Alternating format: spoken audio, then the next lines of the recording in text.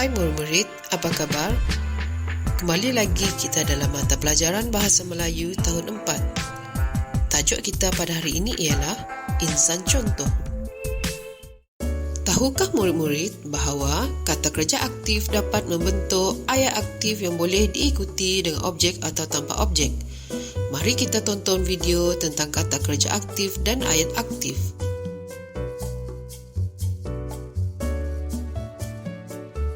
Di sebuah taman, sekumpulan kanak-kanak sedang melakukan aktiviti. Ada yang melukis, memancing, berbasikal, bermain dan menangkap gambar. Aktiviti yang mereka lakukan itu tergolong dalam kata kerja aktif. Contoh kata kerja aktif ialah mengayuh, melukis, memancing, menangkap.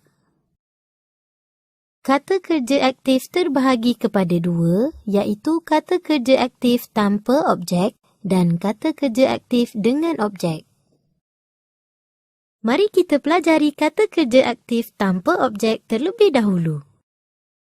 Kata kerja aktif tanpa objek ialah kata kerja yang sempurna maknanya seperti tidur. Kata kerja aktif tanpa objek juga boleh menerima imbuhan awalan seperti tersenyum dan berkemah. Kata kerja aktif tanpa objek boleh juga menerima imbuhan apitan seperti bersalaman. Seterusnya, kata kerja aktif dengan objek pula ialah kata kerja yang diikuti oleh objek daripada frasa nama untuk menjadi ayat yang lengkap. Contohnya, membaiki basikal. Kata kerja membaiki, objek basikal. Membacakan, kata kerja, buku ialah objek. Kata kerja aktif juga dapat membentuk ayat aktif yang boleh diikuti dengan objek atau tanpa objek. Contohnya, ayat bagi ayat aktif yang diikuti dengan objek ialah Ahmad mengayuh basikal. Objek bagi ayat ini ialah basikal. Basikal ialah objek yang dikayuh oleh Ahmad. Robert sedang menangkap gambar. Objek bagi ayat ini pula ialah gambar. Gambar ialah objek yang ditangkap oleh Robert. Contoh ayat aktif yang tidak menerima objek pula, Mengkong sedang memancing. Anita suka melukis. Kedua-dua ayat ini telah sempurna maknanya tanpa menerima sebarang objek di belakangnya. Setelah menonton video tadi, diharap murid-murid faham akan konsep kata kerja aktif yang membawa kepada terbentuknya ayat aktif. Sekarang, sila rujuk buku teks muka surat 180 untuk melengkapkan latihan ayat aktif berpandukan gambar dan perkataan yang diberikan. Insan contoh. Zara menonton filem pendek tentang sikap masyarakat. Pada suatu hari, Hakimi ke kedai untuk membeli roti.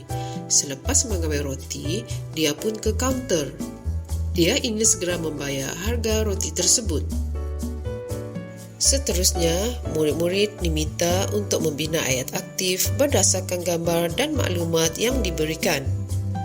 Sila dengar cadangan jawapan ini. Oleh sebab ingin segera pulang, Hakimi memberikan wang tanpa melihat harga roti itu. Dia terlupa mengambil wang bakinya. Dia terus berjalan keluar daripada kedai itu. Cadangan jawapan seterusnya ialah, tiba-tiba, juruwang itu memanggil Hakimi. Dia memberikan wang baki itu kepada Hakimi. Hakimi meminta maaf dan berterima kasih kepada juruwang itu. Adakah murid-murid dapat mengenal pasti ayat aktif yang telah diperdengarkan sebentar tadi? Baiklah, sekarang murid-murid diminta untuk menyiapkan tugasan ini di dalam buku tulis sistem bahasa. Murid-murid digalakkan untuk membina ayat sendiri. Sekian sahaja untuk hari ini. Selamat belajar dan jumpa lagi.